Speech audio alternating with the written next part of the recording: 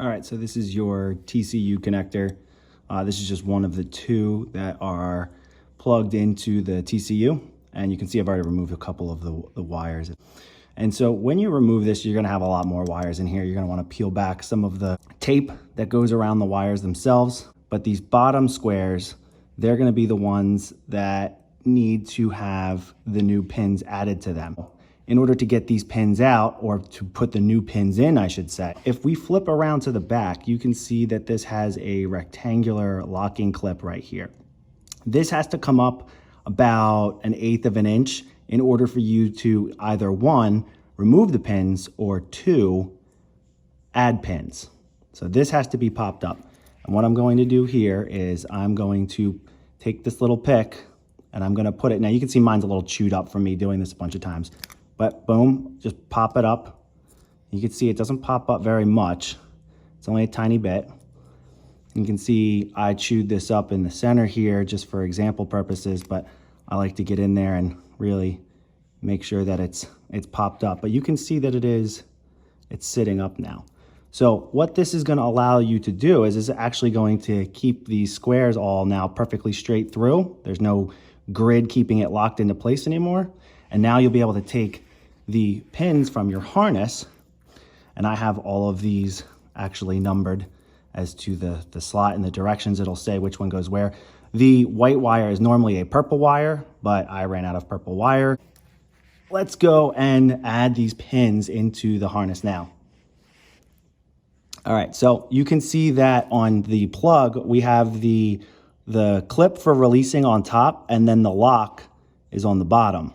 So when that's like that, you want your pin to go in like so. You're gonna have the copper exposed on the bottom and then the flat top on top, and it's only gonna be able to go in that way. So you can see that rectangle where it somewhat cuts off right here with the copper wires exposed underneath the belly of it, that's how it needs to slide into this with the release clip on top. That's the only direction it'll go in. So I'm gonna show you now, when you go to slide that in, and we'll go ahead and push this right into this slot, and we will push, and that's nice and neatly seated in there. And then you turn this around, push your locking clip down, and if you go over to the second slot right here, you can see that is now pushed all the way to the front.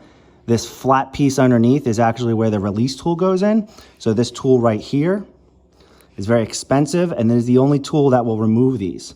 So if I take this super flat, skinny, really rigid metal and I push that all the way in, I take the locking clip and I go ahead and release it up. I have my tool pushed in. I can now go ahead and pull my pin out. And there you go.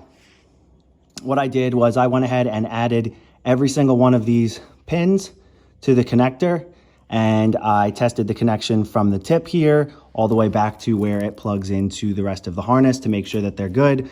Gave them all a tug test for rigidity to make sure you're not going to yank on these and rip them out and accidentally just, lose the pin.